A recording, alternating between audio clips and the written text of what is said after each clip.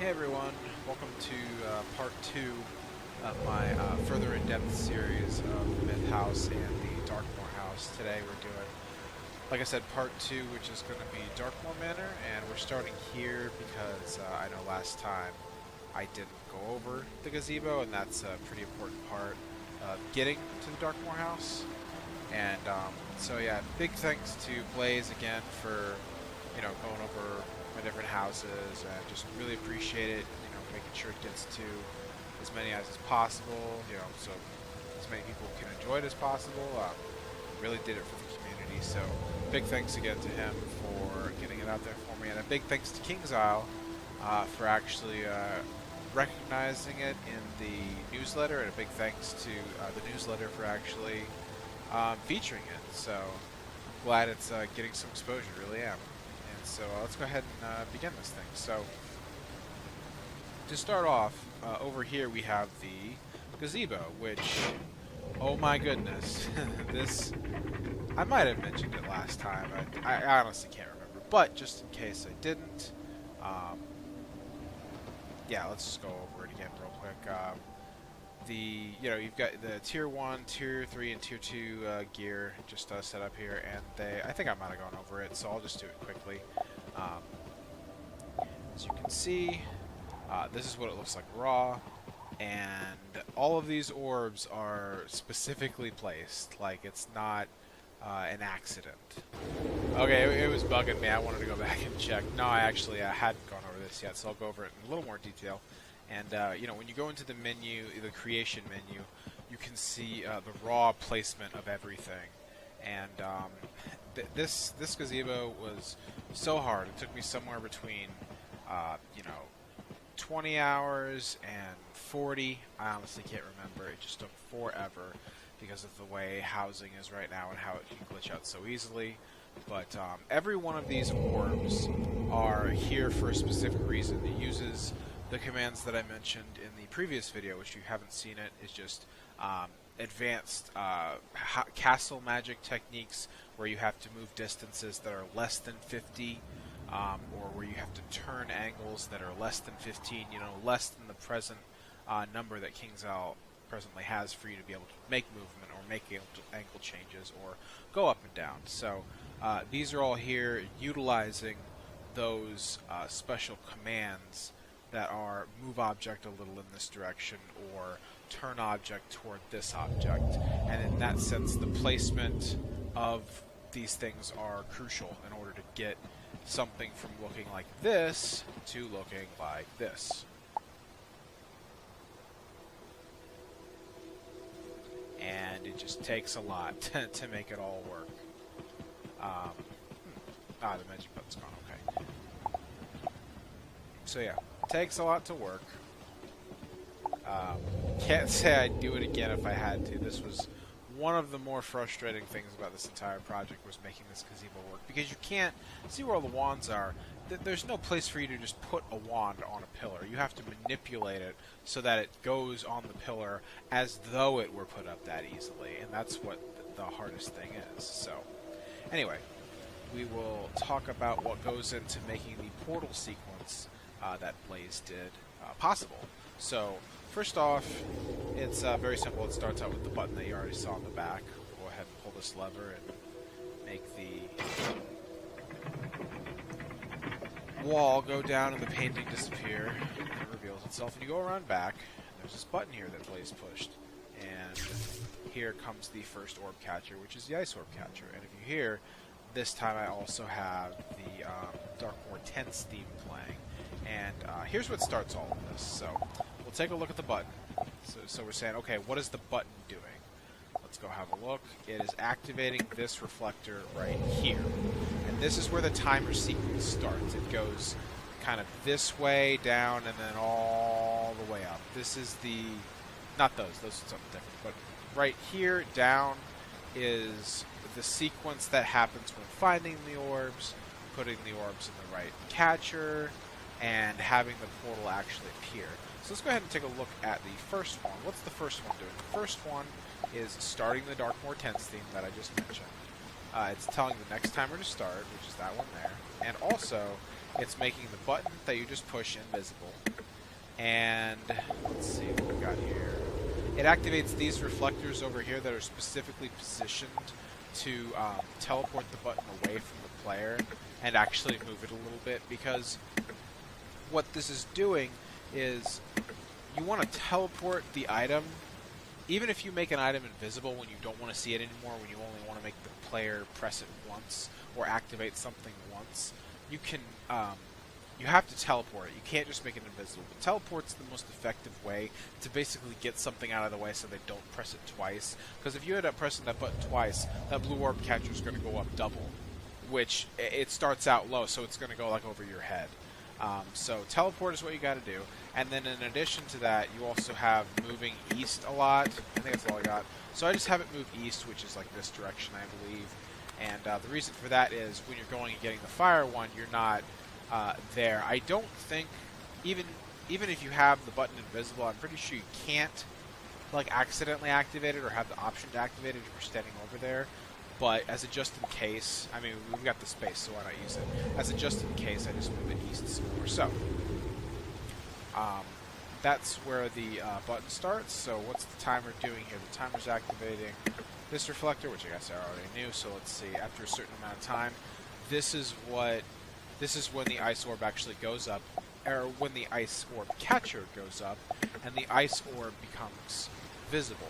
This is why in Blaze's video he couldn't go around and just get each orb all at once, because the other orb doesn't appear until you've either pressed that button if you're doing the ice orb, or having had put the orbs in the orb catchers prior to the one you're talking about. So like, it starts out with the ice orb becoming invisible. Once you put the ice orb in the ice orb catcher and the fire orb catcher shows up, that's when the fire orb becomes invisible, and so on for the storm. So, and in addition to that, a little bit more detail here. The timer is actually set on a perfect time so that the ice orb catcher comes up and stops, not only right, at the base level, but right as soon as the music to the Darkmoor Tints theme starts playing, and that's just a little detail thing that I did. And a quick trivia here, if you're wondering, this is kind of, I've cautioned about using the teleport object here command in my previous video, and the same caution kind of goes here, but it is a technique that I use. And what happens here is, here are where all the orb catchers are, right here. This is where they are. But the reason that they show up when they do over here is because this orb right there, that teleports the fire orb, the storm orb, and the ice orb, and I think some other things. I guess that's all. But that teleports them to the exact center of the gazebo. Well, mostly center. I won't get into that. But mostly the center of the gazebo.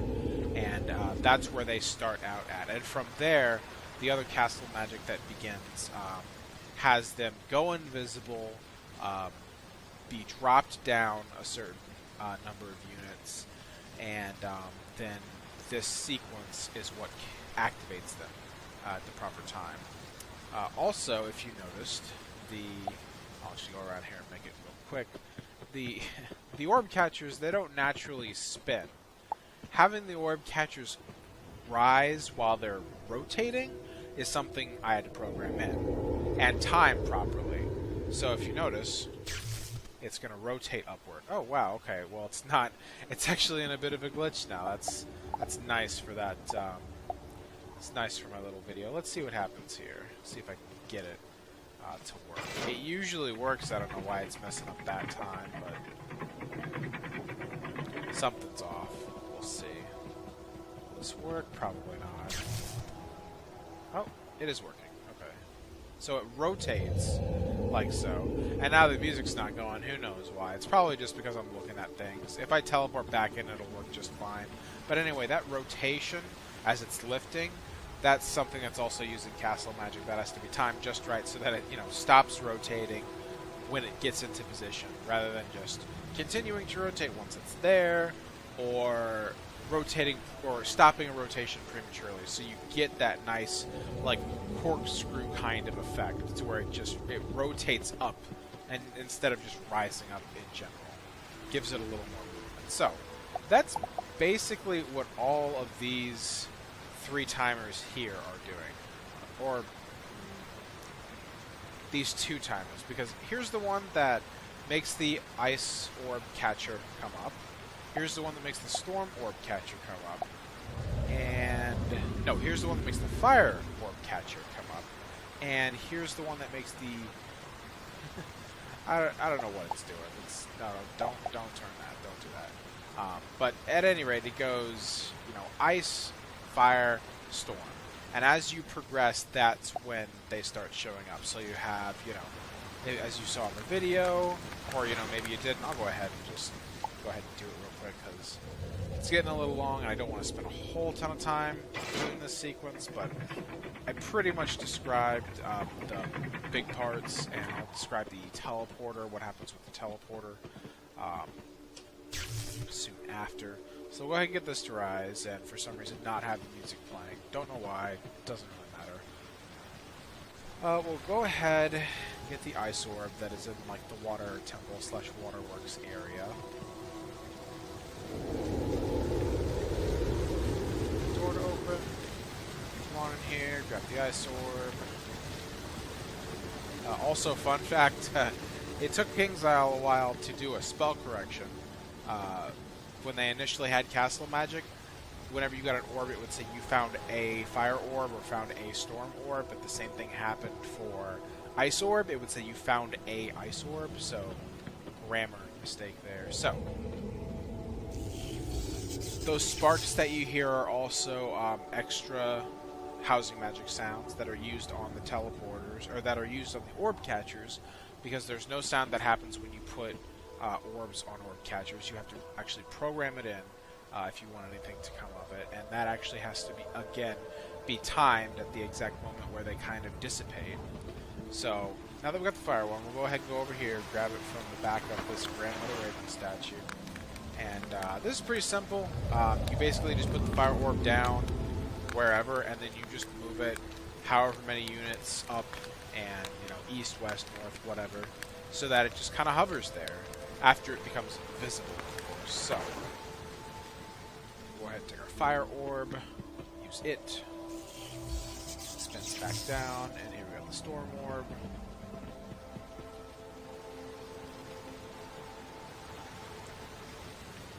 And this one is way up there in the clouds, if you see the little rain.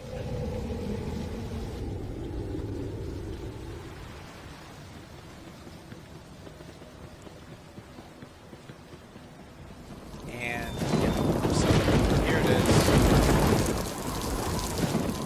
And I'll just go down here and talk about it so it's not, thunder in my ear. So the way that you make this work actually is you have to put the storm orb down, and then have a timer that when it's activated, actually the timer is for the clouds. So let me start over. You put the storm orb down, you make your initial castle magic, move the storm orb so many spaces, and I think actually in this project that I did, instead of moving the storm orb, I actually moved a magic reflector into position to where I wanted the storm orb, using castle magic that said, just move this many units. I think that's west, maybe? No, I think it's east. Yeah, it is east. So however many units up and east to get it on that cloud, and then had a timer activate where I told the storm orb to teleport to that reflector. And then as far as the continuous rain goes, you just have another timer here that that when you activate the fire orb catcher, what that also triggers is the timer to activate. And the timer is just on a 4-second loop that says, use the rain spell on this magic reflector every 4 seconds, and it just continues on a continuous loop until you end up putting the storm orb down. So that's just another example of how the storm orb and the clouds that are doing the rain also aren't going to show up until after you place the fire orb in the fire orb catcher. So, go ahead and go back down. Again, not sure why the music isn't playing, but I'm not worried about it. Go ahead and put the storm orb in. And then we see the teleporter rise. And then one of my favorite parts is right after it gets there. Just a nice portrait of Darkmoor and the magical sounds to go with it. Now, doesn't look like your standard teleporter. That's just because it is, I mean, obviously it's made bigger through castle magic, but also it's brought up 50 less than it would be, so you just have like a kind of nice idling portal that doesn't necessarily have to have a gold base like the normal portals. I mean, it is a normal portal, but the gold base is just further below where I'm allowing it to kind of rise. That's all that is. And the reason that's also there in the middle is very similar to why these guys are also in the middle. I think instead of actually, yeah, I didn't actually teleport the teleporter. Excuse the, workaround there, but I didn't actually teleport this. What I did is I used Castle Magic to move it into the same position. I think it's like slightly it's north and then slightly west. Again, King's Isle has the cardinal directions wrong or mixed, so just keep that in mind when I'm saying that. But yeah, I just moved it into position to be in that spot, and it starts out, the Castle Magic starts out making it invisible, but also lowering it down into the proper position. Also, if you noticed, I've got some of these guys. I've got some orb catchers that kind of slide to the left and to the right of the Tier 1 Death Gear. The reason you want to have that happening sometimes is orb catchers are a really good resource to use sometimes when you don't want a guest or a character or anyone to kind of go where you don't want them to go. So for example, without those catchers in the position and the size that they're in, I could just walk in this little corner, further into this corner, and it would say use magic button. Or I could walk into this corner and it would say, use magic button. But what the orb catchers in that position are doing are acting as barriers, so that I can only activate the button by going all the way around and finding it. So it's helping to not defeat the purpose of it being hidden.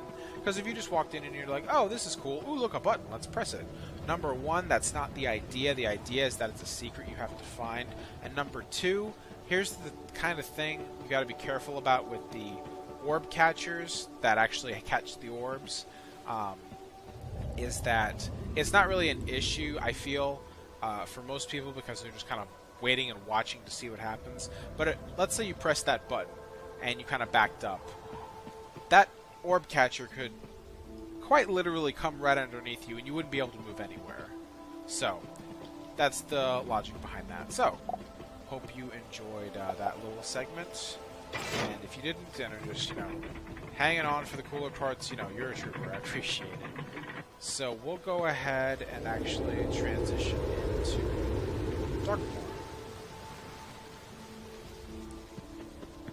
I'm actually gonna cheat a little bit here. We're gonna walk on the teleporter like this. This is how I'll cheat sometimes, because I'm the designer and I can do it. Okay, so here we are at the manor. Got my nice name and castle banner here, Malastair, and a piece of Malastair gear here. Yeah, it's just a nice, entryway to greet people. Malastair and Malastair gear. Malastair with his wand, and the gear also with wand. Okay, we walk through here. Blaze did a good job looking backward and kind of catching this. The wands that are placed on things that you can't place them on are using those advanced housing magic techniques, where you have to use, make object closer to me and turn object toward this one. That one's especially important because, as you can see here, it's going to be at an odd angle. I mean, you can turn it 90 degrees, but it's not going to be flush with the quote wood of the what would you call this thing? Just whatever house thing going over this river is. So the only way to get that angle perfect, this one might actually have been perfect, but this one's off a little bit. And the only way to get that perfect is to use, you know, the housing magic, move item in this direction, and then, you know, using your standard housing magic to adjust it. So at the end of the day, you get, you know, this so that it's actually, you know, inside or looking like it's being hung on the wall, but not by traditional means. So, you know, that's the story there. Here, if you look, actually, you'll notice that there are Tier 2 shoes. And the reason for this is on Ice, Life, and Myth. Those are characters that I have on a separate account that is linked to this one. And this is actually something that's going to change in the future. So, you know, kudos to you who are here and listening. You'll get to you know, see that surprise, or you'll be ready for the surprise when it does happen. But it's relevant to the next part that I'm working on, which is in Botanical Gardens. But anyway, again, as you can see, these aren't actually, you know, ice gear. They're let's see. They're balance. Tier 2 balance shoes and Tier 1 balance robe and hat. So, but you know, you dye it to make it look like the school color. And also, here is oh, I actually mentioned this in the previous video, where you use small enough wands to fit inside the graphic of the wand you want displayed, but that isn't necessarily the school. You make the wand that you want to see invisible and then visible. It makes the wand slightly darker, but it gets rid of the school symbol. And then you make this one just occupy the same space as that wand. Now, for the schools that I don't have, Ice, Myth, Life, this is where I found that it became a little bit tricky, because, you know, you can use the advanced housing magic techniques to get a wand to display in the exact position you want. But the problem is when you're doing that with this, you can't use those techniques, because the two wands that you want to merge are not initially occupying the same space. You can't put two wands in the same place except by using castle magic. And the castle magic all happens before then. So what you have to end up doing, or what I had to end up doing, was saying, okay, well, I guess what I need to do is not have them display in a way that will still work, even if I can't use those advanced techniques. Which, it's actually funny, I'm sitting here thinking about it, you know, I guess in theory you could actually still use those advanced techniques. All you would do is make the well, it depends on how many spells you used, but no, nah, it still can't work. You're better off doing it this way, quite honestly, I think. But anyway, that's what you have to do. That's what I had to do when you wanted to have something display perfectly in the right, or mostly perfectly. As you can see, this one sticks out a little more than this one. But it's not bad, considering that you can't use those advanced techniques when doing this with a wand with a school you don't have necessarily.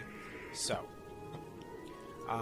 one thing that I will mention, and there's actually an article I said about it online, was the hidden 25 unit factor that you can do with wands. You know, you can only move, you know, east, west, north, south 50 units or more. You can't do it any less than that. But if you're doing wands, you actually can.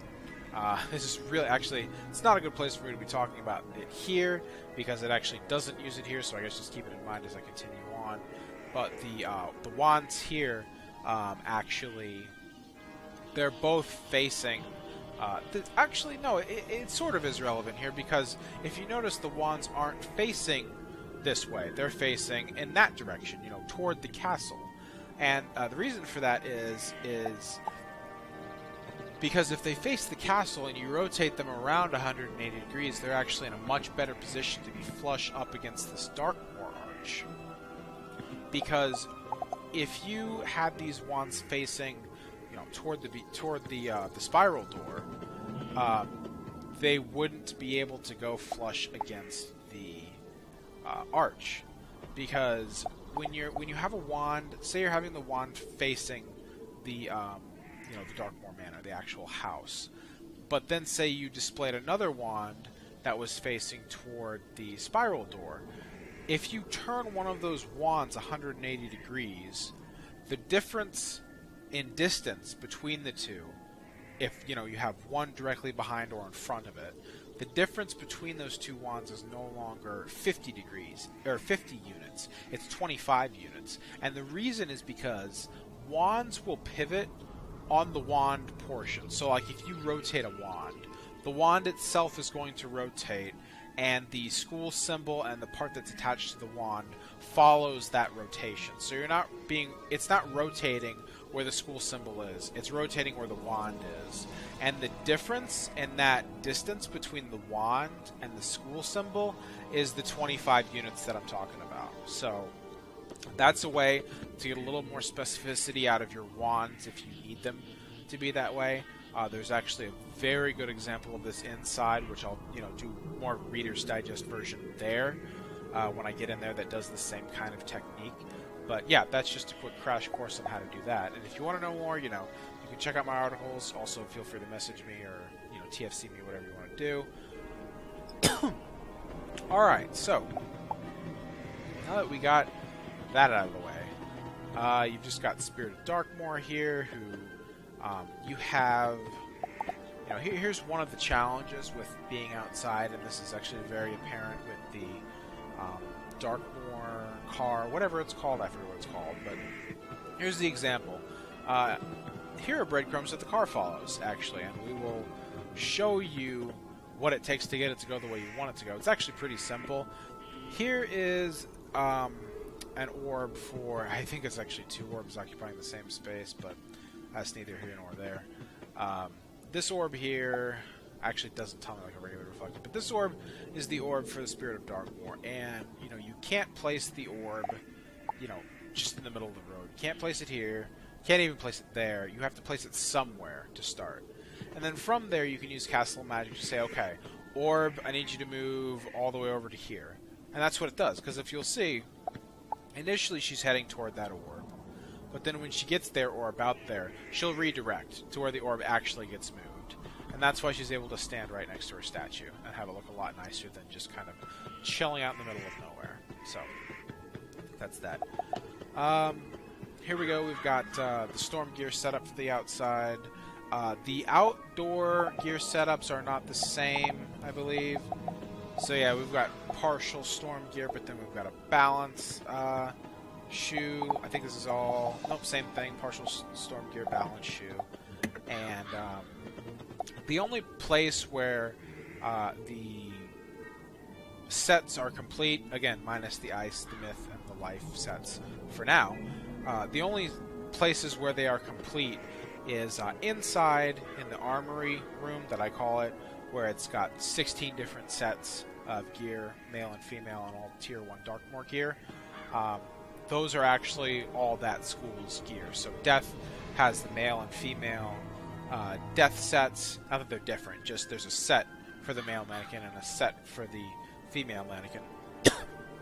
And there, for instance, Greaves of Woe, Deathlord Greaves of Woe, Cloak of Woe, and Deathlord not Cloak of Woe. I forget what it's called. It's the Mask of Woe. Let's see whatever it is in my backpack, because I don't have one. So yeah, Deathlord's Veil of Woe. That's what I was looking for, Veil.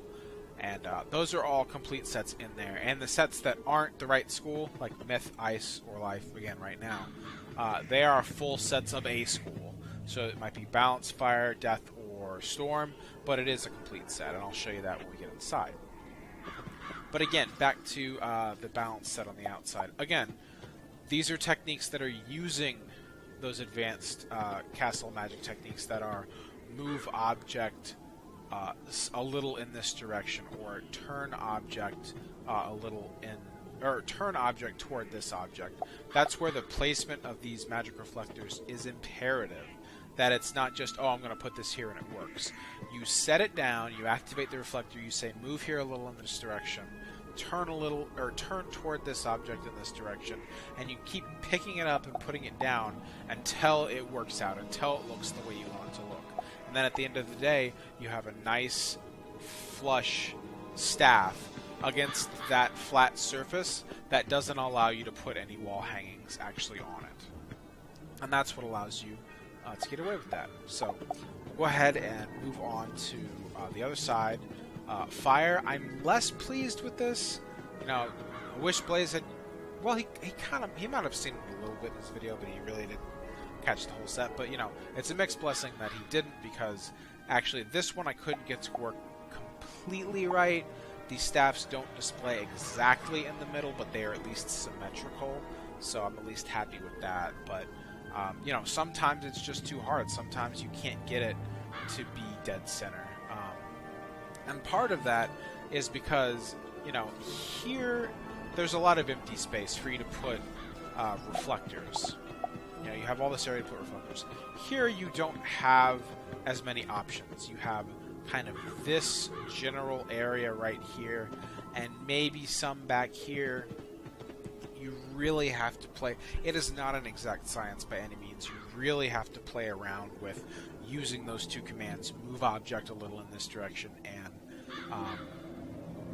turn object toward this one. You really have to just kind of toy around with it until you get it to look the way you want it to get it to look, and then never touch those orbs again, because their placement is imperative and they need to not deviate from that at all. So, like I said, less happy with the...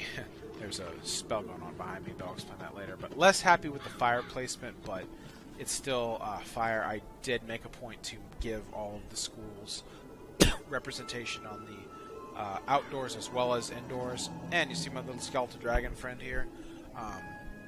This is actually a placeholder for until we get the shadow spells. I was going to... Well, I'll mention that a little bit later. But as far as the placeholder goes, here's a player detector. And what happens is when the player walks into that area, that'll activate this reflector. And what it's a placeholder for is Call of Cthulhu. That's what I want to put here once it does come out as an animation. And when it does, that's what's going to replace the skeletal dragon. But what's happening here is other magic reflectors are moving this player detector to this spot right here. And also, other castle magic is moving this orb that is going to cast skeletal dragon right here.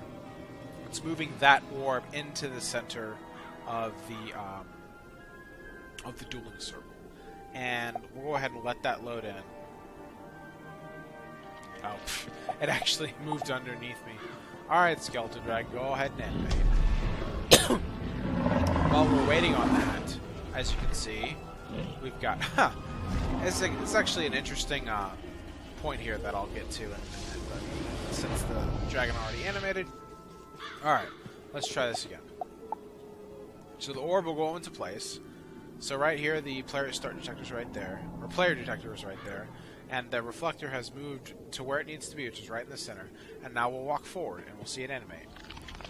So now it's in the center. At least I think it's in the center. Yeah, it's in the center. And like I said, it's just a placeholder.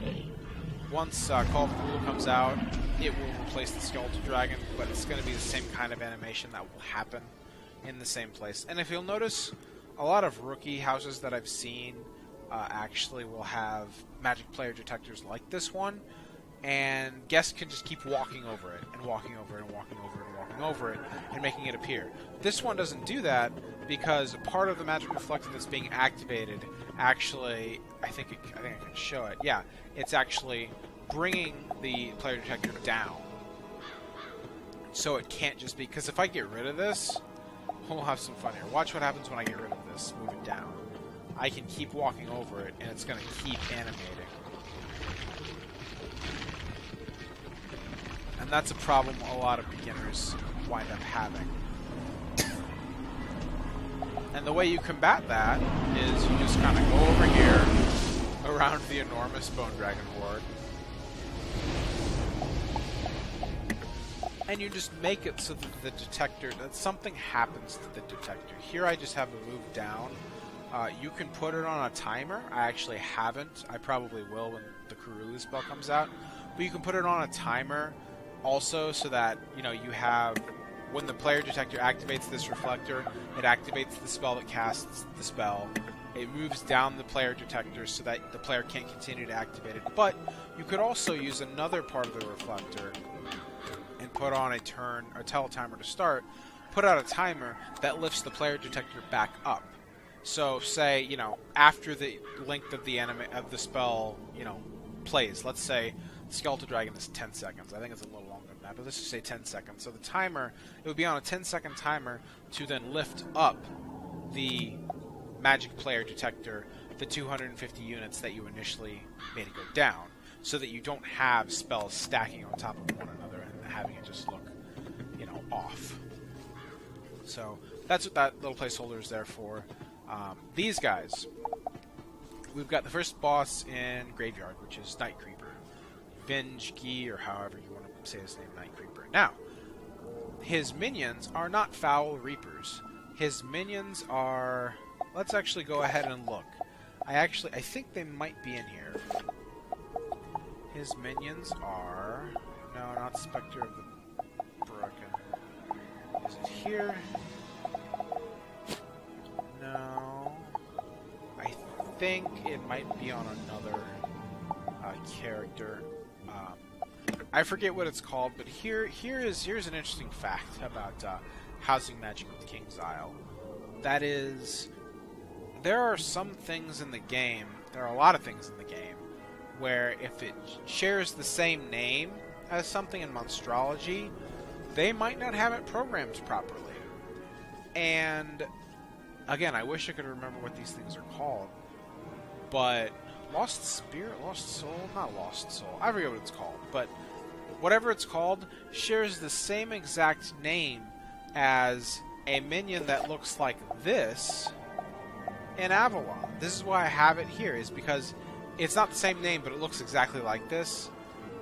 It's called the same thing, and so King's Isle, I don't know why they couldn't figure this out, or maybe they missed it, but when you get the Monstrology of this guy's minions, which are these Reapers, or Reapers that look like this, and you get their Monstrology and you want to create a Housing Guest or a Summon card, don't know why you would, but if you wanted to create a Housing Guest, it gives you the Housing Guest that is called the same thing as this guy. Let me actually go ahead and figure that out really quick. Okay, I got it figured out. Anguished Wraith is the name of his minions. But there's also an Anguished Wraith in Avalon that looks just like this guy. Or if it's not Avalon, it's somewhere else. And it looks like this guy right here. So when you create a Housing Guest from Anguished Wraith, you don't get something that looks like this that says Anguished Wraith above it. You get something that looks like this that says Anguished Wraith above it. The same thing is actually true. Let's take a quick detour. I mean, we're pretty much done with those guys. But let's go over here to Shane. If you get, and I learned this the hard way, if you get Animus from Shane Von Shane, that is in the upper halls where he's just a bat, and you create a Housing Guest, this is the Shane Von Shane that you get. I'm sure it's very similar to what probably happens if you try and get Animus from Malastare in Azteca and Xibalba. What probably ends up happening, let's say you get all Animus from him in Xibalba, you're probably going to get the Malastare that's from Darkmoor.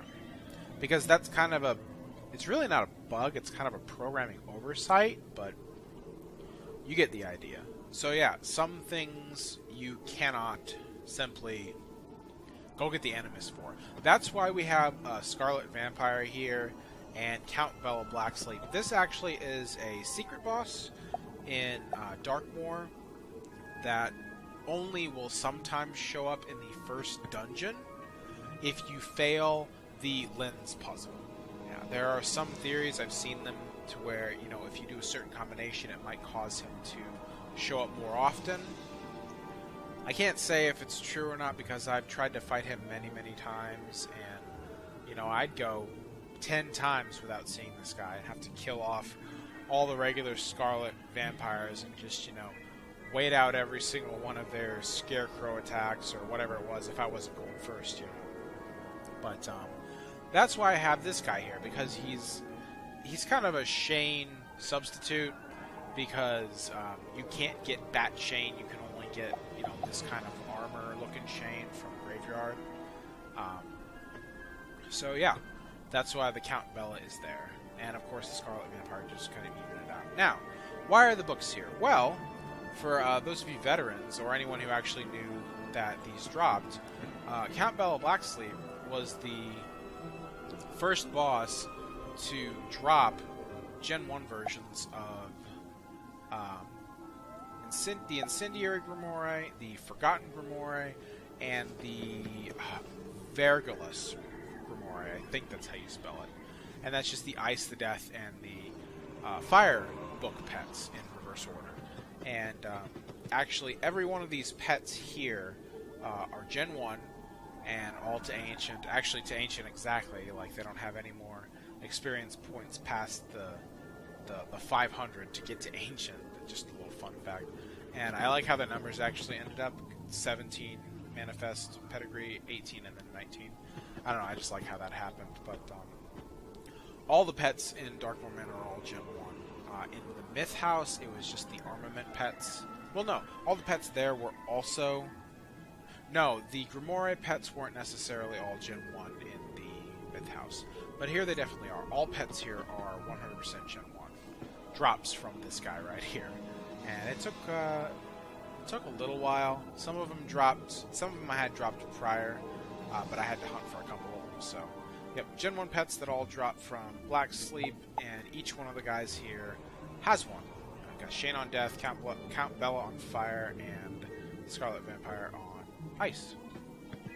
And of course, over here is just, you know, a couple more sarcophagi, I guess you'd call it, on either side of the sarcophagus that's already there, just to make it a little more complete. And these also use the techniques that make it turn slightly, because you see how it goes, you know, some amount of degrees clockwise. Yeah, that's definitely less than 15.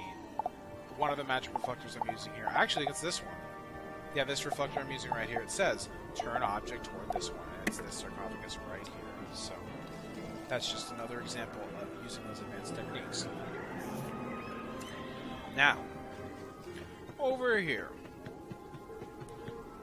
First of all, you might be wondering, why the heck are there ultra plants here? Well, it's because when ultra plants first came out, Aphrodite, the plant boss, was the only one that dropped them, with the exception of the one-shot gauntlets. You got them from there. But the regular end-game boss, Aphrodite, was the only boss that dropped them, and that's why I have them all here. These are all 12 Ultra Seeds that all drop from the plant boss, and boy did they take a while to grow, like a long time to grow. I had to, you know, there was a good week and a half, 2 weeks where I wasn't really coming to the house, so I didn't trigger their needs. And they just took forever to grow. And I just have to be really careful whenever I'm, you know, checking them out as to not, you know, accidentally press X or harvest them with the mouse. So they're just here for show. But it's a pretty cool show. And if you'll notice, same thing here. Same advanced magic technique where you have to use the, you know, move toward me or turn toward me. These were actually really easy to get positioned where I have them. Not sure if it's because I got good at it or just got lucky. Probably a little bit of both. But these are the regular Aphrodite ones that drop that are not school-specific. Luckily, I already had 2 on my deaf character, so that worked out fine. Because those are actually non-trade. Aphrodite wands are not tradable. Everything else you can trade except the Aphrodite wands. Go figure on that, right? So, the key. The key, it's the same, it's honestly the same exact principle as the wands that you want to place on a wall that doesn't allow anything placed on it. Number 1, yes, it is grown, you know, times 8 size, and it's just, it starts here, it moves into position, and it gets, actually, I remember exactly what is it? The magic reflector that makes it turn in the proper direction, so that's looking straight. Because if you'll notice, here's the middle.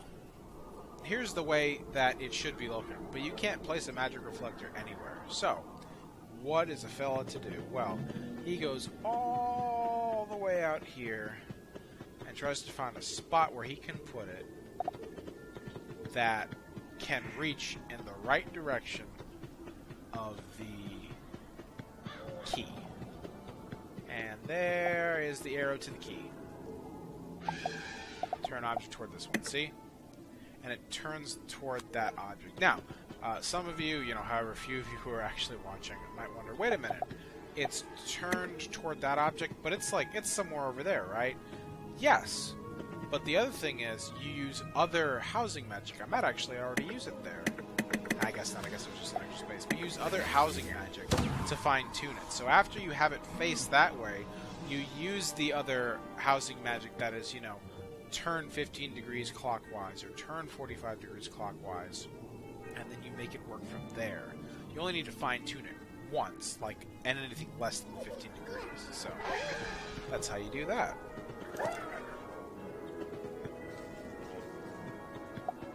Wow.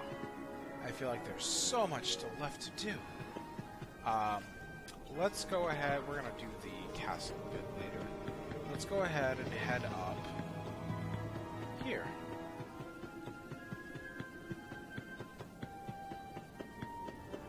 So, I wanted to go ahead and talk about this gazebo over here. Ugh. I don't really want this person in my way. I'll go inside and come back out and talk about it later. Let's go ahead and talk a little bit about the car. So, here's where the car starts. Right here. And it's a good starting place. You can put... There are two breadcrumbs, and the one breadcrumb is when it's driving up the hill, and the other breadcrumb is when it's turning around, going back down the same path. And the same is true for every breadcrumb. There's two there, there's two there, and the way these are nice because you can put them in the middle of the road, but all other breadcrumbs you cannot. See, there's two breadcrumbs here. There's just one here because it's the stopping point. But, you can see there's just one breadcrumb here. Here, I'll actually give a good example. Watch. That's when it goes up there, and this one's when it comes back. And then it just continues on.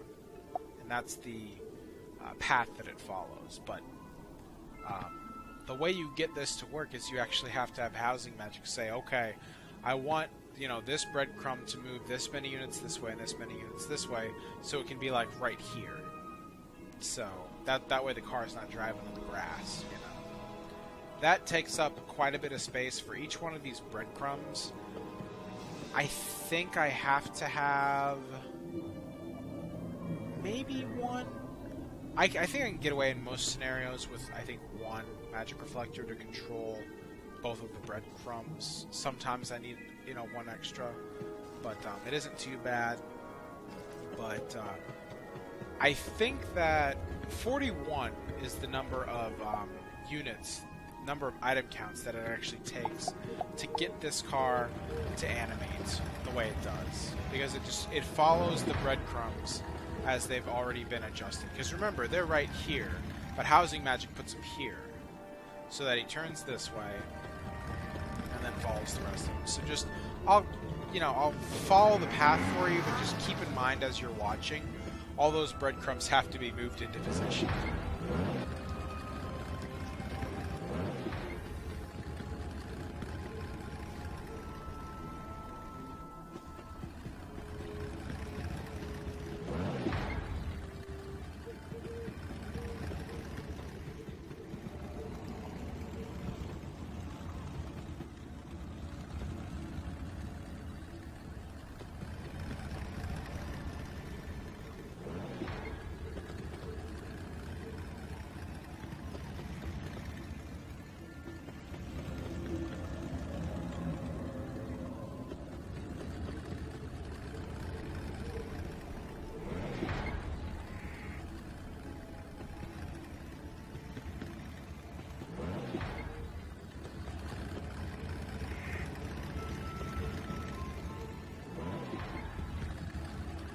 we're coming up to the place where it just drives around the circle. And as it's driving around the circle, I want to go ahead and mention, as you'll notice, when it turns here, it doesn't jump. What breadcrumbs will do is, if it's far enough away, whatever's following the breadcrumb will do some kind of jumping animation to get to it. But if it's close enough, it won't do it, and it'll just continue as though it's not far away. So, as you'll see when it comes back to about this point, it's going to jump, because the breadcrumb it is going to is way over there. So watch this. See? So, jumping if it's far away, no jumping if it's close enough. And I made sure that those breadcrumbs were close enough to where it wouldn't jump at any point going around the circle. And it's just another detail thing that took a lot of work. But yeah, I think 41 item count spaces is actually what it used. 2 there, 2 up there, there's 7 there, 9, 11, I think, let's see, 13, and then you have 14, 15, 16, 17, 18, 19, 20, 21, 22, 23. Maybe not that many, maybe like 31. Maybe, I really don't remember, but it takes a lot just to get that to animate properly. But I do like it. I'm actually happy that I'm doing a part 3, because in anticipation of shadow spells like Call of Cthulhu, I thought about ultimately taking up that breadcrumb path in order to make room for animation of those spells somewhere, on the outside of the castle. But I think I'm just going to put them in botanical gardens so I don't have to uproot, the breadcrumb path that the Darkmoor car takes. So yeah, that's the story on the Darkmoor car. And while we're here, let's take a look at the Death Arch. These, because I have the actual Death School gear, these wands were used using those advanced housing magic techniques, the turn object toward this one and move closer to me, and again, you just have to toy with it until you get it to work right. It is definitely not an exact science, and I'll tell you, this one took forever, because not only did I have to get the wands to look right, this arch was so hard to look right, because it would, you have to get it so that it's in the middle, and I think it actually still isn't completely perfect. Yeah, if you look close, you can see the right side has a little more exposed than the left side, but it's minimal. But it took forever to get that to display that level of perfect. And that, again, you have to use the turn object toward this one. And I believe it's, to be honest, I forget which one actually is turning it. But yeah, that's what you have to do to get that to work.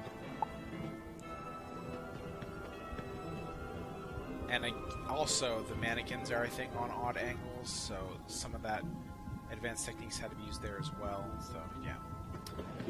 Alright, so, fun fact, this is not a skeletal tree that's here, it's actually one from the Terrace Ward pack that I just wanted to put there. And, same thing with the Darkmoor thorn flowers, they're not part of the actual house. Beware the dragon, this is here so that when you come up, you look way up here and check out that awesome bone dragon. This is one of my favorite pieces, my friend's favorite pieces. It's just so good looking. And then we'll watch it go to one of the other points of the house. Hopefully toward me. Yeah, there it goes. And it just gracefully flies for just the right amount of time. Turns this way. Perches itself. Now, for all of you wondering, oh my god, how the heck did he do that? So, here's how I did it.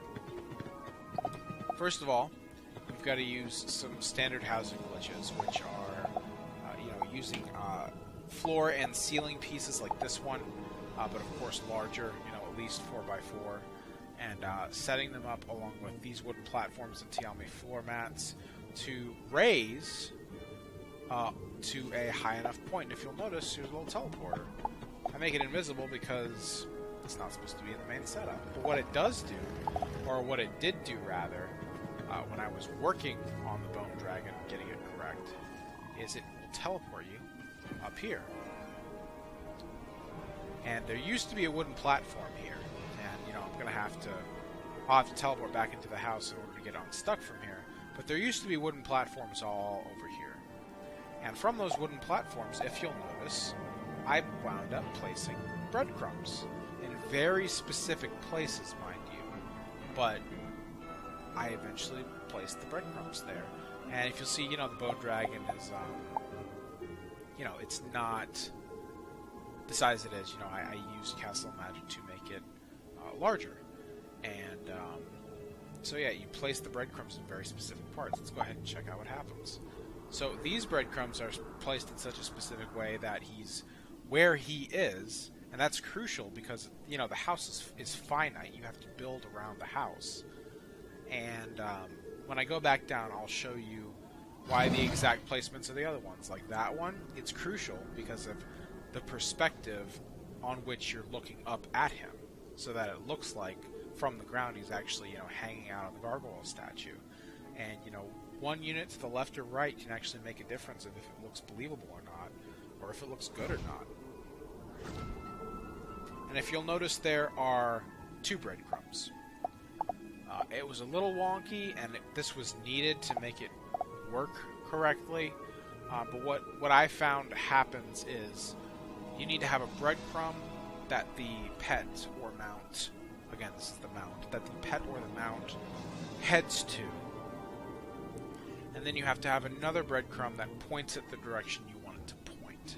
Because if you just have one breadcrumb, it will go to that breadcrumb, and when it gets there, it'll stop and look in the direction it was going. So you have to set up another one that makes it go in the direction that you want it to look. Okay, back down here at the base, we all checked out the breadcrumbs and how they all worked up there. Teleported back down here, or teleported back to the house to get back down here. Let's talk a little bit about the castle down there. Now, the gargoyle. Blaze left this out of his video, which was, fine. But for those of you who are watching, if you actually want to help this project, it would be great if y'all could try and farm some of these for me. Because here's the thing with these gargoyles. They're called Inert Darkmoor Gargoyle. And the only place you can get inert Darkmoor gargoyles is, yes, from the bazaar, but the only place they drop is from ultra Hierophant. Very, very, very strange, specific drop. But that's where they drop. And when I found this out, I said, okay, let me try and farm for some, because I had some in like seed vaults and across characters. I accumulated them all. I had 25. I'm like, okay, I'll hopefully get some from these. If you pay attention to your harvest times, you should be able to get, even with minimal likes, you should be able to get 3 harvests off of an Ultra Hierophant Years. 2 at Mature and 1 at Elder. And so, take 3 harvests times 25 seeds. Out of those 75 harvests, I got 1 inert gargoyle statue. And that's the only place you can get them, unfortunately. I got them on another account, and I sold to the bazaar and bought it up on my death, and that's why I have the only one there. And realistically, I need really about 9 or 10 more, because as you'll see inside, the gargoyles that are used there are the ones that are like this, that are on top of the whatever it's called. Let's find out. The grandiose gargoyle pillar. I bring it down and I don't use the pillar part, I just use the gargoyle part. And what they really need to be, not necessarily these guys, but a lot of the ones inside, what they need to be is this. So, maybe I'll write something in the piece that I have on Central about it. The headline, hey, want to help? You can do this, because I don't have the Ultra Hierophant Ears left to harvest. I might have gotten a third, I think, Ultra Hierophant Ears back, because they're not a self-replenishing crop. They give you some kind of Hierophant Ear, but it's not necessarily Ultra. So it's not something I can just farm until I get it. That doesn't work. If they're not, mega snack plants that continue to replenish themselves. So yeah, anyone who wants to help, whether you can help or get friends to help, that'd be great. because I need more of those. But anyways, back to the castle itself. This was, I hesitate to say fun, that any of this was actually fun to do, because it's very time-consuming, but what it was, let's say fun, because this all wasn't here. It was a complete blank canvas and just this nice little corner area for me to make something, and it just was calling me, make a castle, and make it Darkmoor themed, and I totally did. So let's go ahead and see how it looks without any castle magic applied to it. It looks like that. As you can see, everything gets adjusted in the way to make it look right. The side castles get shrunk, and the big one in the middle gets larger. And yeah, it's hard to explain anything without just getting redundant. But you see the way I made the smokestacks, if you will, is the towering Darkmoor columns with Darkmoor plinth, I think it's called, on top, and grown to a bigger size. As you can see, they got bigger. And Darkmoor braziers on top of the plinths that grow to make the flame bigger, and then go underneath the plinths, so you can't see them. So they just look like big giant smokestacks, which I think is real cool. And if you'll notice, in the back, there are those arches that are actually going inside. That's because that's when teleport item here was really getting under my skin. And so I thought, you know what? It's so far away, they can adjust themselves to the right position from the rooftop, and that's what I did. So let's go ahead and take a closer look at that. We'll take the Tatiana shortcut. There we go. Go ahead and use the shovel. Alright, here we go. The only thing between here and the castle is the myth setup, the myth arch that I did. Same thing applied to the ice arch that was in the beginning of the house, and I used the same kind of techniques. This, luckily, it's built on a relatively even plane.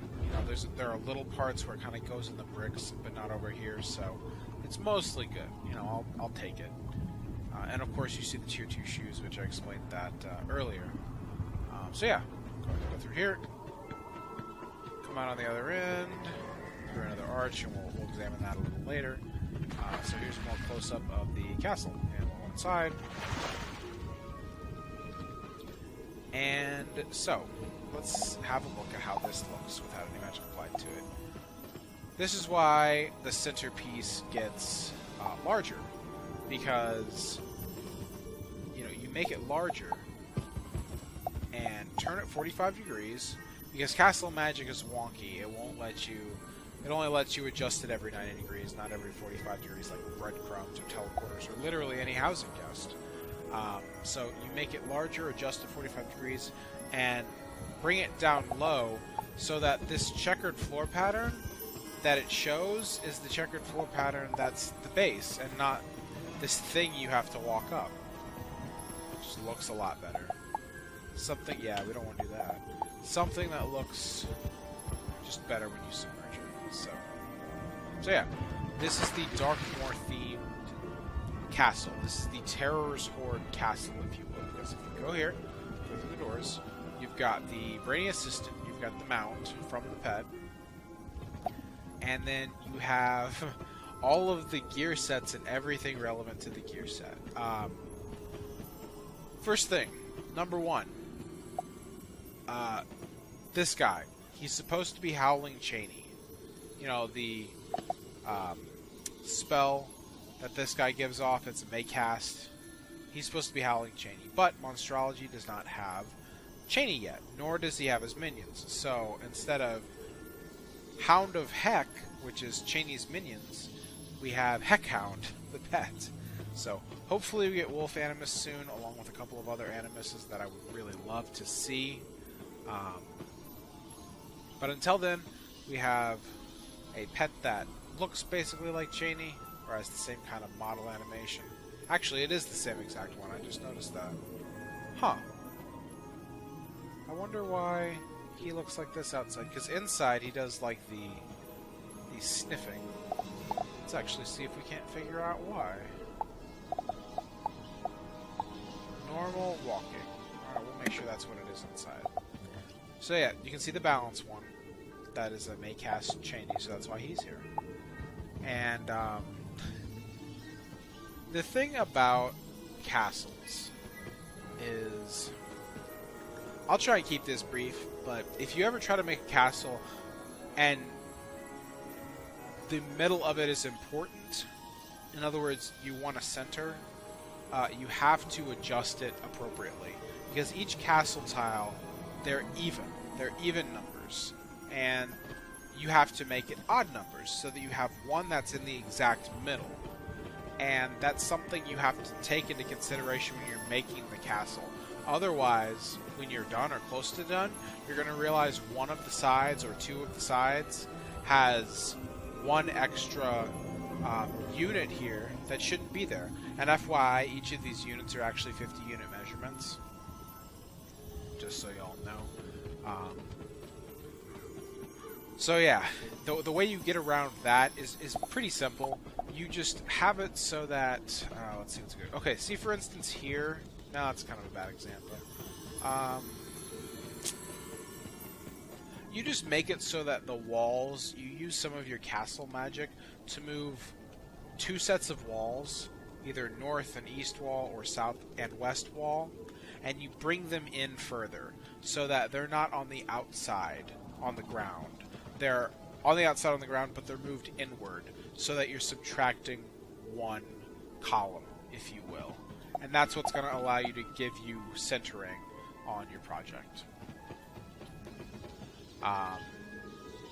You have to watch out for certain things because these eyes, these wands, they actually don't display correctly. This wand, hello Arch, this wand actually, if I hadn't have fiddled with it, it would have been either a little too left or a little too right.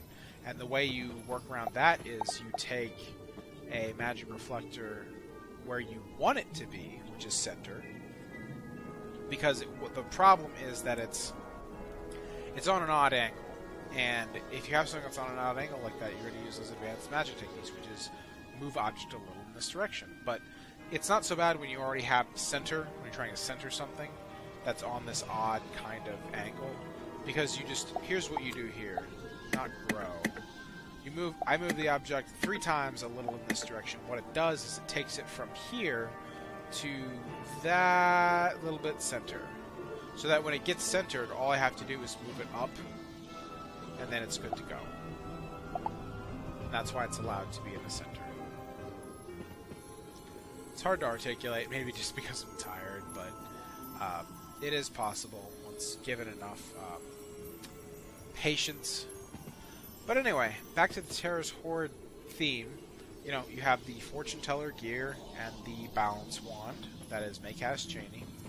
Over here, you've got the Death Wand, that is Maycast Sir Blackwater, along with, what's it called? Mask of the Soothsayer gear, and,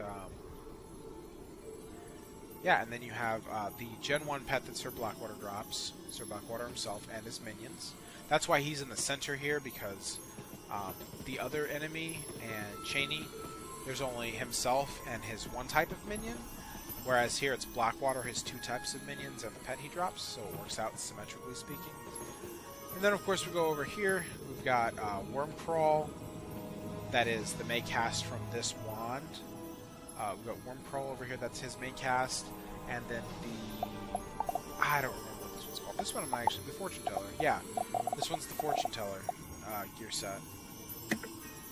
Fire, Ice, Storm, that kind of stuff. And, of course, his minions. So, that's where they hang out on the outside. I wanted to have all the bosses be on both the inside and the outside.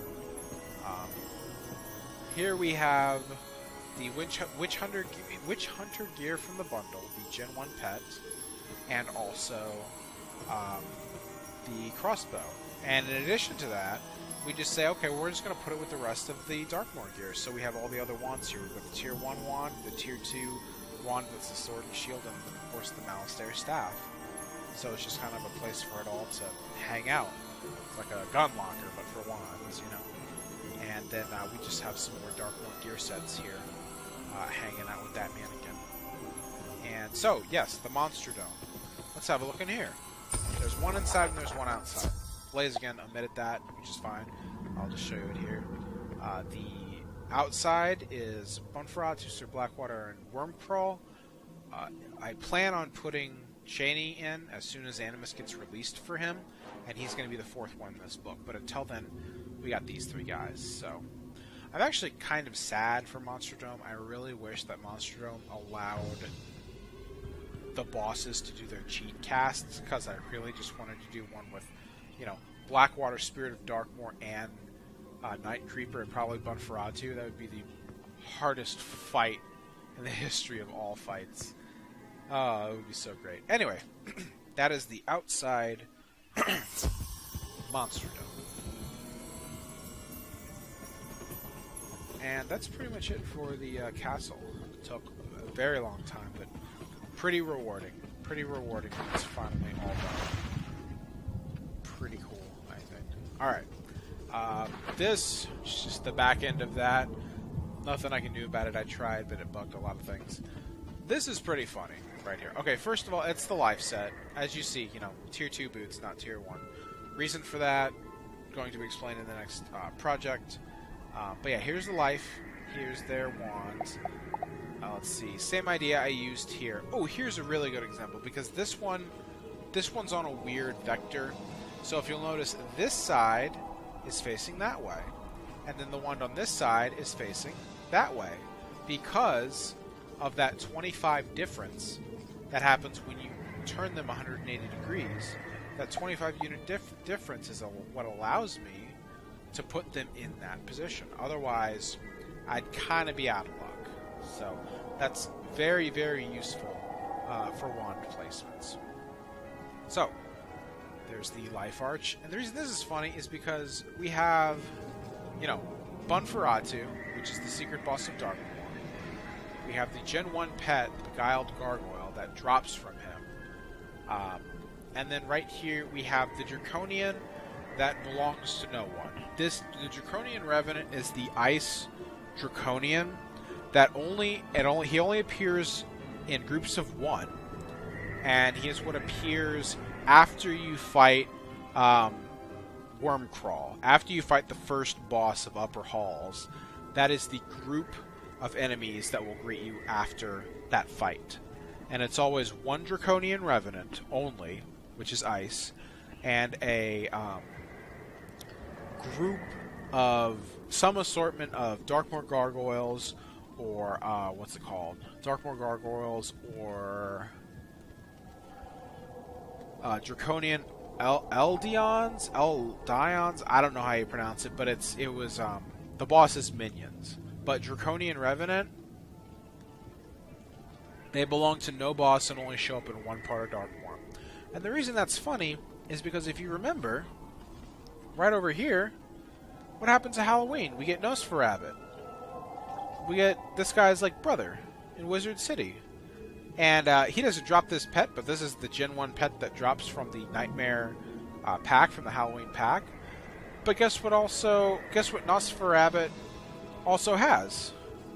He has all of the veggies that are in the room of Bunferatu when you're fighting him. And they're all called Veggie Revenants. And so we have all 5 of the Veggie Revenants, plus the one Draconian Revenant. There's one letter difference, and I just thought that was so cool. Like it's funny, but it also works because then you can end up with it being symmetrical. Pet pet rabbit boss, enemy, pet rabbit boss, enemy, and I just like the way it looked. Pretty fun. Rather than going to the details of how to fix it, For those who are listening, if you're trying a complicated pet breadcrumb setup and it is behaving where that far away breadcrumbs are making your pets move without actually animating, like they're just literally moving along, they're not walking or anything, I don't know what the trigger is, but it has something to do with the placement and the number of housing items near or around there. These took a long time to get right because having them in the wrong position makes the mount that's on top of the manor and the car that's driving around, it makes them bug out, and it's very difficult to get to work right. But it's not a bug that can't be fixed. You just have to do a lot of troubleshooting and deductive reasoning to figure out what works and what doesn't work. That's why this veggie revenant is way over here, because if I know for a fact if I put him here, it's going to cause those things that I just mentioned to bug. So he stays here and just takes a while to walk over. I would show you, but I'm afraid that I won't be able to get it to work again. But, you know, if anyone has issues with that, I can try and help you out. Message me if you want on Central. But that's pretty much it for the outside. There is the gazebo that I wanted to show. I think I'll just leave that for last because it does lead back to the myth house. So we shall see. We shall see. Let's go back up front. I guess I could have used the statue. And then we will head right on inside.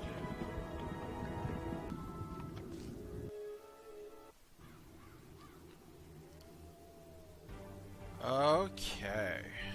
Where to start? Let's start by looking up. That is a makeshift chandelier that I had to make. And the reason I made it is because this entire first section is a recreation of the first dungeon in Darkmoor. You can go and look, actually. It really is.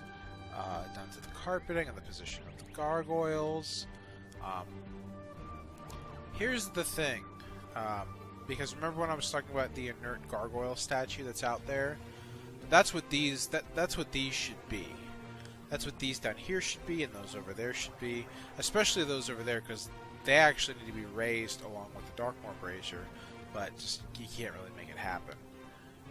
But again, if anyone's listening, you know, if you can ask your friends, or you have gargoyle statues, or have ultra elephant ears that you can try and harvest from to try and get these guys, you know, I'd be more than happy to include you in, you know, just a thanks and that you know contributed to this massive project, because they are rare.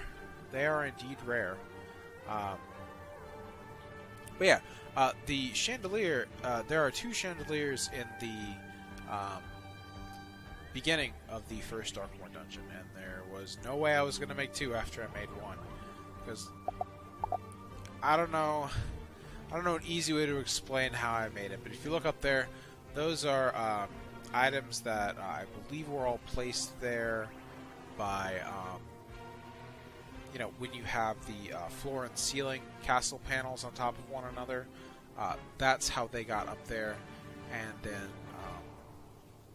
yep, the flag pole is what was difficult, because the center of the flagpole is actually one of the edges, and in order to get it to work, you have to use the spell, you know, move object in this direction a little bit, and then the result is that it eventually gets to the center, and that is the best you can do for a chandelier with what we have in game right now. I don't think it looks too bad. It doesn't exactly look like the one in Darkmoor, that's for certain, but you know, it is a chandelier nonetheless, and you know, I don't hate it. I really don't. There are in the first dungeon, there are some kind of things that are just kind of over or behind the gargoyles that are there, but that kind of housing item doesn't exist in game. There's also some kind of like overhang that doesn't exist in game, so those are missing. But the braziers and the Darkmoor gargoyles, those are definitely there, and they look just like this. So yeah. Okay, here the recreations should be pretty obvious. This space here, is meant to mirror the final dungeon, because you have the painting of the bone dragon that is the painting of the final dungeon. You have Malistaire beneath it. You have the actual bone dragon above it. Yeah, I knew exactly what I wanted this to look like from the get-go. So the bone dragon's just hanging out above Malistaire, ready to take you on. Okay, if you look, just like in the Myth House, we have the Draconians that, instead of with the proper school mount and the pet book, we've got the wands. So life, they're just conjurer, necromancer, sorcerer, thaumaturge, diviner, pyro. Also, remember how I was talking about the game, sometimes bugging with monstrology? Draconian pyro, I don't believe is necessarily the right one. It should be Draconian Pyromancer. But, because here's what happened. When Kingsisle made Darkmoor, I guess the Draconian Pyromancer didn't have shadow pips. So, instead of fixing it so that he had shadow pips, they decided it was easier to create a new enemy, the Draconian Pyro, which was the same thing but could have shadow pips. Who knows why? But if you if you get Animus for Draconian Pyromancer or try to make a housing guest, you get Draconian Pyro. So, go figure on that one. We have the Tier 1 set of gear, also with the Tier 1 wands that line up, Firestorm, Icebound, etc. And the reason they're on either side is because, they don't look dissimilar to any kind of light fixtures, so having one on each side just really makes it work. One of the things that I said I'd explain in here is, remember the 25 unit hidden adjustment for wands? Every single one of these wands that you see here is doing it, because what happens is, if you put these on the wall, they're all expanded about 3 times, they're all expanded, grown 25% 3 times, and when you do that, I think, honestly, anything past 2, the school symbol gets lost in the wall, which makes sense because, like I said, the center point of wands are the wand itself, not the school symbol. So if you're expanding it outward, and eventually the symbol gets engulfed in the wall. Like, here's a perfect example. This is by design, however, even though this is actually going to change. If you notice, this is a Storm Tier 2 wand, but the symbol has been lost in the wall. That's because it's been increased in size times, 25% twice. And so the school symbol is just lost in the background. Same thing true with the Death Gear set. Again, they're full gear sets, full Death Gear, full Storm Gear, they're just Tier 2. As you can see, it's the Death Wand, and it's just behind the wall. So, you can't, for what I wanted to do, I wanted to make them big enough so that they mattered. But in order to do that, you have to do something special, because you can't just make them that big. You'll lose the school symbol, and it'll just look like a bunch of wands without really any school symbol. So, check this out. Every one of them is backwards. Well, except for the balance one, because it comes out a little bit in the wall. That part comes out a little bit. So, the rest of them, they are backwards, because they all utilize that hidden 25 unit measurement. And they all turn 180 degrees, and then go nice and flat against the wall. And that's how you're able to make them that large without making the symbol go through the wall.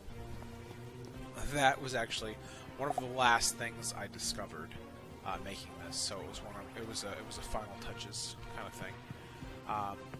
Most of the time, as you'll notice, the dragon banners actually have opposing one another. This is the same in the gazebo at the Myth House. It's the same in a couple other places. It is not the same for in here, because I wanted it to look more like the final room, because in the final room they're all facing, you know, to the right, and I wanted it to just kind of mirror that.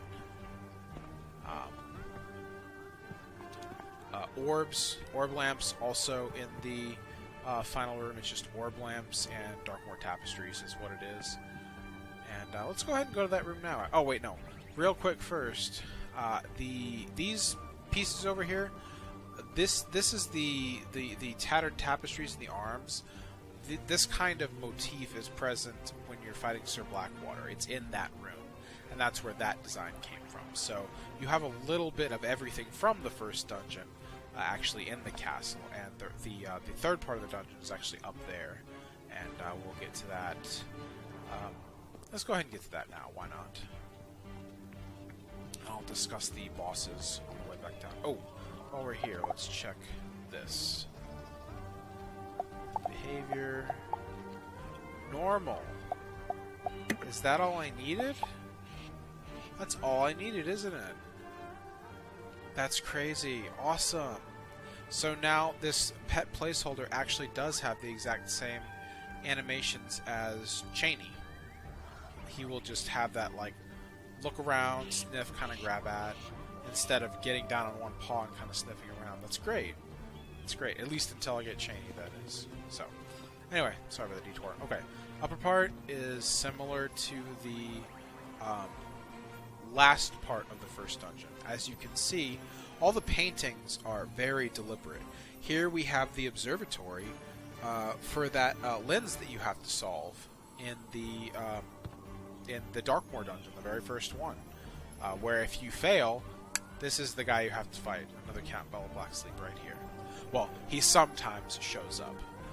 Most of the time, they're just Scarlet Vampires. These are here because the entire house is meant to be a recreation, so that's what I try to embody in a lot of areas. And this recreation comes from actually the second, when you fight Shane Von Shane the second time, right before Malistaire, because it has these stacked gargoyle kind of wall hanging things, one on top of another. It also has these sarcophagi, I believe it's called again. These guys, there's two of them, and they should be in the center with it turned 90 degrees, but that obviously won't fit, so I just spread them out a little bit. So you know, the theme is still there. It's just not entirely perfect. There's a telescope here, just because there's the telescope in Darkmoor, or you know, something similar to a telescope, whatever the heck it would be. So that's why I have the telescope here. It's not just there for fun. And here we just had a wall that really didn't have a purpose outside of looking like the walls that are up here. So we've just got some cobwebs and Darkmoor battle schematics with just, you know, your standard Darkmoor candles. And I try to use everything from the Terror's Horde pack on all of this, including these, you know, Darkmoor urns. And since we're up here, let's go ahead and look at the Monster Dome.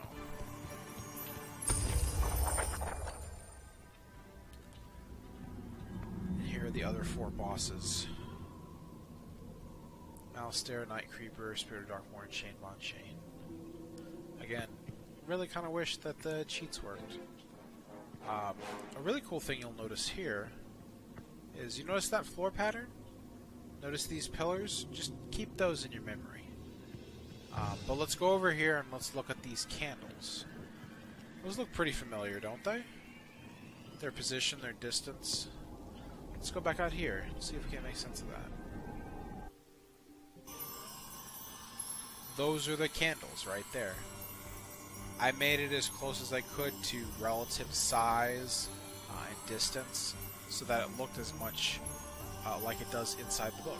Let's have a look. It's about right, so it's like you're literally getting shrunk almost.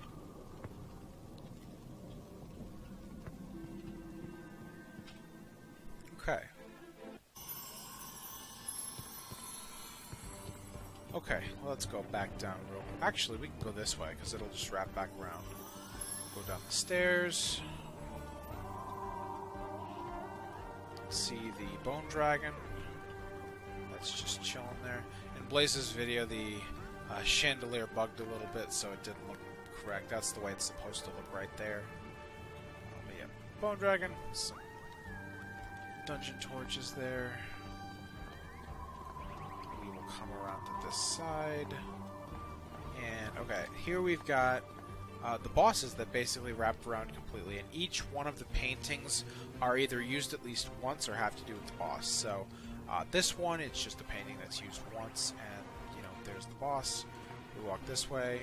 Blaze showed you, Shane with the Shane portrait, Spirit of Darkmoor, aka Tatiana, with the Tatiana portrait, Sir Blackwater. I just have him here at the main Darkmoor portrait because, guess what? He's pretty much the main boss in that dungeon. So, fun thing, not so much fun as it is. A lot of times paintings won't be centered correctly, and you have to do those advanced adjustments I was talking about to get to look the way you want to look. That happened in the Blackwater painting. That happens here. If you'll notice, you can only move the tapestry either here or here, and it isn't actually ever fully centered, so I put it there, and I have advanced housing magic, bring it over to the left just slightly. The same thing holds true for actually the Bone Dragon portrait. That has to be specially centered. It's not just to put it on the wall and forget about it.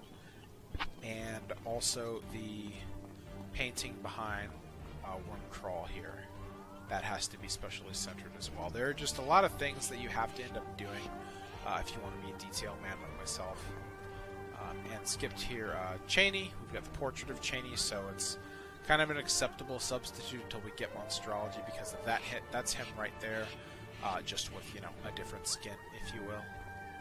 And Bonferatu on, another different painting. Like I said, try to use all the paintings. And those are all the bosses, including Count Battle Blacksleep upstairs. And of course, as I'm sure you all noticed, we've got some Malistaire gear greeting you as you enter. Nice purple and red to go with the wand. That is not school specific. I mean, technically they're fire wands and fire gear sets, but they're not that way for front door. They're just there to say hi. So, let's go ahead and move into one of my favorite parts of the house, the armory. The reason I have this Drake banner here is because the school banners are all in here, and I didn't want just the back of the myth set to be visible. I wanted there to be something else here, and since I already have other things that are taken from the 5 boxes event, because there are some things in here that are crafted that are taken from things you can only craft with Sonic Springs from the 5 boxes event, like those candles up there that is used to make the chandelier. That candle is a 5 boxes event craft needing a Sonic Spring. The Drake banner is the same thing. You can craft this, but you have to have the recipe and a Sonic Spring from the 5 boxes. So, we go, and I mean it's appropriate because it's Malistaire gear, so we walk through and whoosh. We have 16 complete sets of Darkmoor gear. 8 male, 8 female. So, this works on a lot of levels, and it was pretty fun to do. You have the spirit side, right here, okay? You have the elemental side, right here. And you have, the balance in the center. And across from the balance, you have what I refer to as the Shadow School. You have the Malistaire specific gear set. And I say that with a little tongue-in-cheek because some people have already figured it out, but I'm hoping there's a lot of reaction from Blaze's video, like, where did he get those? How is that possible? Yeah. And the way this is possible is, it's the same technique. You have to have a wand that's that school that will fit in the wand and overlap over it. And here's the wand that it uses. Bone Smasher Rattled Rod. This is the rod that you have to get to drop from the Rattlebones gauntlets. It doesn't matter whether it's exalted or whatever it is. Like, what is it? Exalted and Archmage, and I forget what the level 41 is called, but you can get it to drop from any of those. Actually, I don't think Rattlebones has Archmage. Anyway, you get it from the gauntlets, and luckily I already had 2, and luckily they fit in the wands perfectly. See that? Perfect. You can't see them, and it's a Shadow School. It's pretty fun. This works on multiple levels because, guess what? Yes, it's thinner, because if you notice, the school banners have, what is it, 3 spaces between them, it looks like?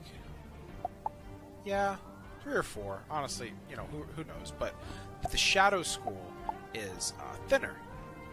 And number 1, it's really cool because there's a bar cross that actually attaches to each of the wands, which works visually because guess what? The banner actually isn't touching this part right here, the Darkwood Shelf, because the Darkwood Shelf is here because you can put stuff on this wall over here, but there's no wall to put this on. On this side, you have to put it on a castle block and then adjust it accordingly. And I just think it works really well because it's connected by the rods, but it's also thinner, which can be different. But number 1, it's the Shadow School, quote unquote, so it wants to be a little different. But also because this is thinner, guess how much space there is? There's just enough space for me to walk by this mannequin and into the secret spot. If this shadow banner was the same size as the other school banners, wouldn't work. It would not work, but it does work, and I can walk through that secret passage, and it's pretty awesome. So, anyway, back to the schools. They all have their appropriate sconces: death sconce, myth sconce, life sconce. This is just fancy sconce because there is no balance sconce, but it works. And all the appropriate school sconce. This one is the life sconce, simply because this is meant to be a Malastare setup and color scheme area. These color schemes actually are closest to what Malastare's actual color scheme is. And of course, he's got those, nice big green eyes. So we've got the green lamps. They just happen to also be life. And yeah. Oh, right. The other thing that works on multiple levels, you have the balanced post from the shadow, but you have ice opposing fire. You have everything going in the order that it actually goes if you're doing a elemental trap or an elemental blade. The blade goes ice, storm, fire. And you have the same thing with the spirit blade, because the spirit blade will go life, myth, death. So it works on that level too, isn't it? Both left? Yep. Ice, storm, fire from left to right. Life, myth, death from left to right. And you have death opposing life. And you also have myth opposing storm. And it really pleases me how it all comes together very, very nicely. And of course, the cherry on top, you have the Darkmoor orb lamps. Oh, I guess they go left instead of right. The banners. You have the Darkmoor orb lamps, and you have the Darkmoor dragon banners pointing in their direction. Because again, this is meant to be homage to the very last area of Darkmoor, the very last fight with Malastare, where there are these orb lamps everywhere and these banners everywhere. And I know the wallpaper isn't exactly correct, but without it, it looks more green than gray.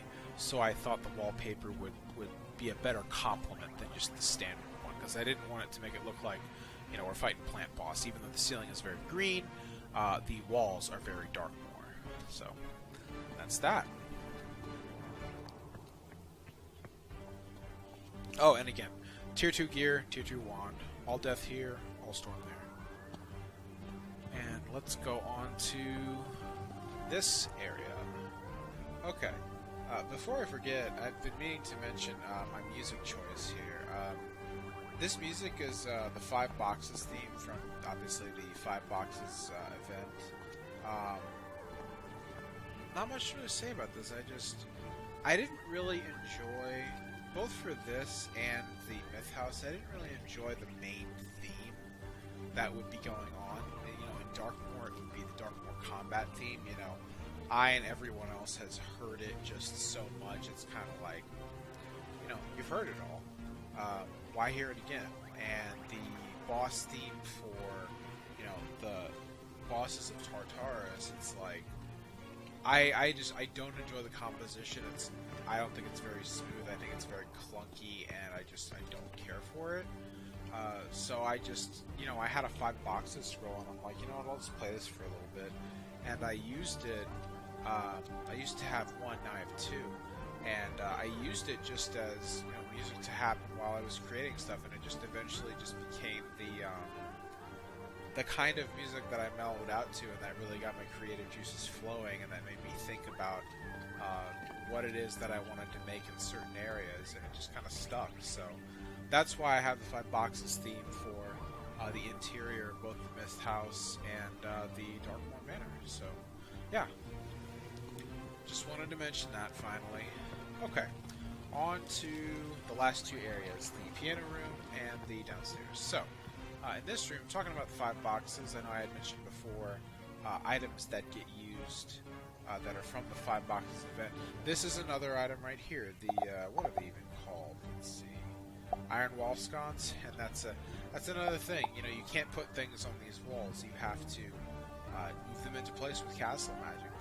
They won't let you put them. But yeah, iron wall sconces are actually only available in the 5 boxes event. And the funny thing, another very good attention to detail is that these candles, these iron wall sconces, are they are Darkmoor sconces, but they're visible only in the parts of Darkmoor where you're going up the spiral stairs.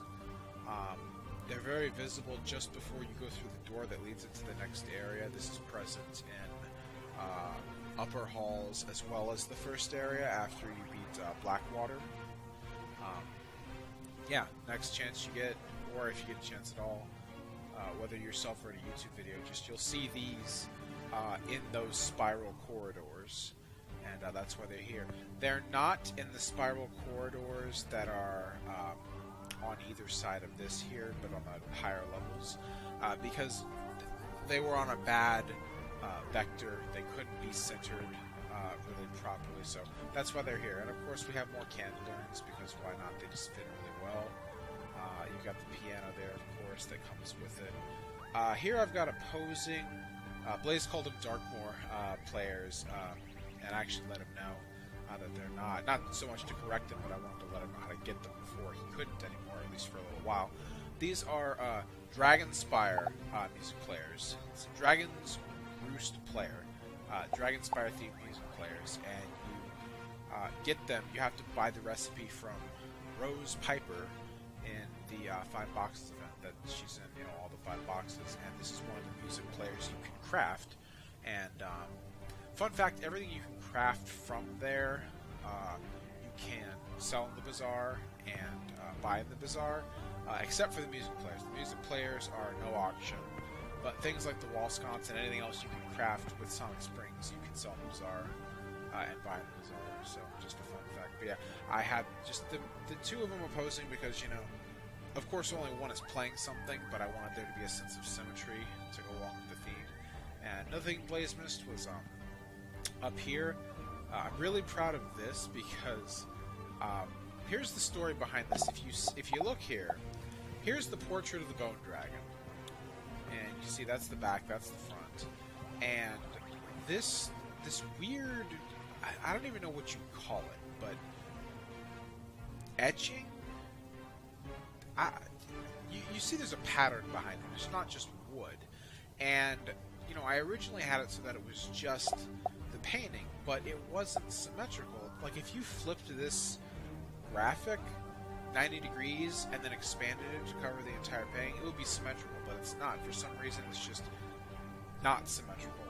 And so to combat this, what I decided is, okay, I'm going to put, on the other side of it, I'm going to put something else to cover it up. And I'm really proud about this for several reasons. One, the other side is almost perfect, like back to back. There's very little dead space. It's pretty much all used. But more to the point, what I really like about this is if you notice, the painting that's the moon over Castle Darkmoor is connected by the rods of the weathered Darkmoor banners. You see the rods of the banners and how they're actually going into the wall? Like, it visually works, because they're not just hanging there. I mean, they are just hanging there, but it looks like it's all actually being suspended by those rods, because the rods connect to the wall, that connect to the moon over Castle Darkmoor painting, that all connect to the reverse side, that is the Bone Dragon painting. And I'm really proud of that it just works so well. And of course you've got the Darkmoor banners again, just on the opposite side of the other wall, so you've got that pattern still going on, there all the time. So really like how that works out, of course. And then this was one of the last rooms I did, if not the last. No, the last room I did, I think, was the attic, maybe. But this was one of the last rooms, and I just like how it turned out, because the goal you want to have as an architect, or just someone who's into the wizard castle magic scene, is you don't want to have a whole lot of empty space. And I think I did a pretty good job in this room. We've got it's of course I say I try to use one of every painting, and I do, but there are a couple of duplicates. I think all of these might be duplicates actually. But you've got the nice Darkmoor Castle painting here that fills out that wall very nicely. I've already discussed those up there. This here, you've got just the dragon at Castle Darkmoor painting that's not old and dead and full of bones. And the reason that's there is actually because there's another one on the opposite wall that's the same thing. But that is for the final part, and the final part is this. Down here is a complete, this is one of the hardest parts of this project, a complete recreation of the last room in Upper Halls. The last room in Upper Halls is where you fight Shane Von Chain for the first time, and I took this character or another character and took them up to the Upper Halls room and had them hang out on one screen, while on this screen I looked at all the details and tried to copy it as close as I could, and this is the result of that work.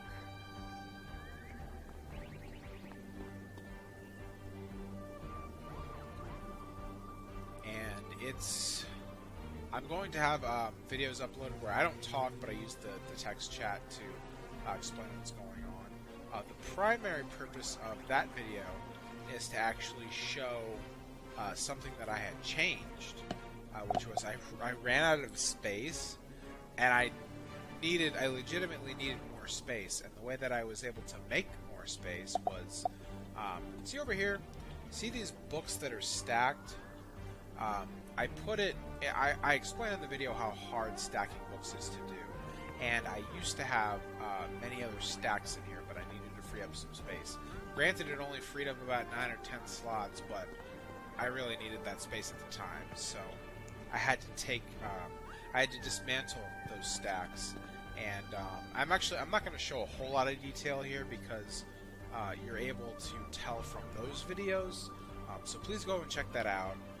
It'll show you what the room used to look like, where all the books that were stacked were still stacked, because, and I'm not, like I said, it's a complete Upper Halls recreation. I don't stack the books just because. I stack it because in Upper Halls there are stacks of books, and I wanted to recreate those. So the recreation here is, and I say it in the video, in Upper Halls, there are 5 rooms on either side, but there's only 3 rooms on either side of the Darkmoor Manor. So what I did is I made hybrids of each of the rooms. Like I combined all the rooms so that all the elements are there. They're just compressed into 3 different rooms instead of 5 different rooms. And I explained the reasoning behind that video. So definitely go check out the video. I guess I'll try and put a link there. I'll try to put a link in the description if I can remember. And so yeah, this is. Unfortunately, Blaze forgot to mention it, but it's cool. Complete Upper Halls recreation. Very, very detailed. Go check out the video. It tells you how much detail and attention to detail was really put into it. And this is actually fun because this is one of my favorite parts here. These banners, they don't display like they should. They actually are one of those awkward placement things, but I had just the right type of castle magic to make them look absolutely perfect and centered, and it's great. It's completely great, I think. So yeah, first of all, the door, I love this door because it will totally open for you, and it's perfectly centered, because it's just a castle door. It's a castle door that's centered, again, using those castle magic techniques, and just made to go in that passageway, so it's a door instead of just, you walk through it. It's pretty neat, I love that. These here, bookshelf, it's another item from the 5 boxes event. The reason I chose these is because, again, was running out of space, and I needed to make more efficient bookcases that I was using.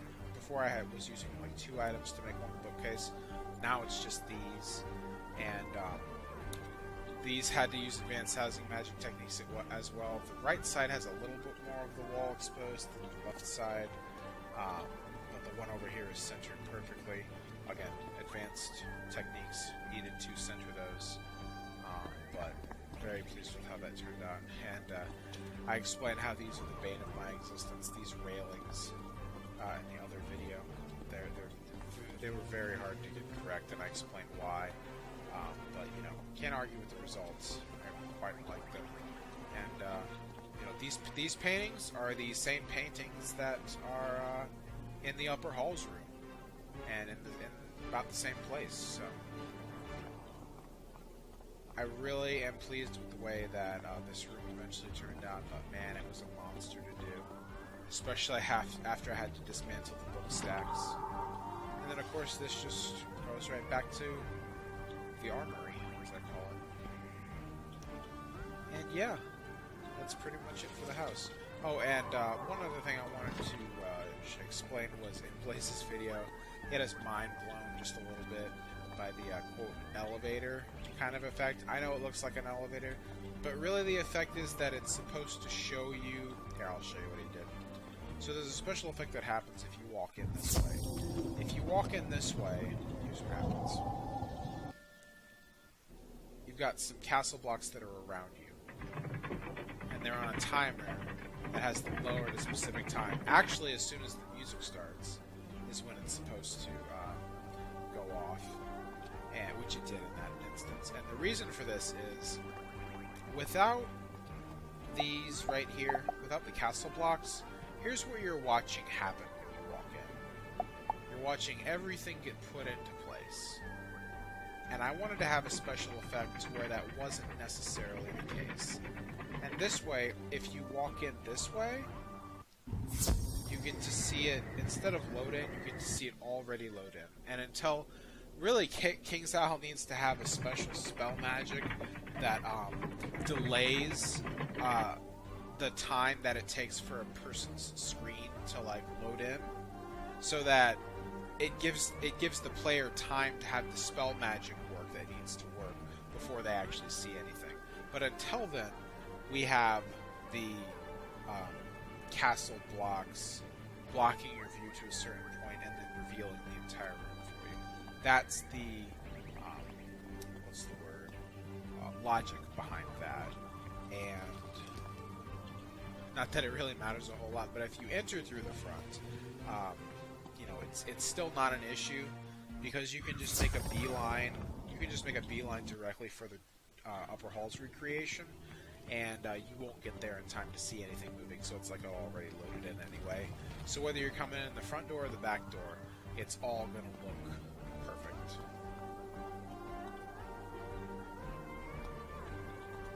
So yeah, that is a Darkmoor Manor house.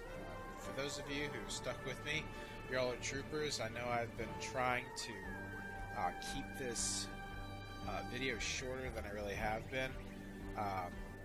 Also, I know I said that I'd put, bookmarks for certain topics, but didn't get around to that either.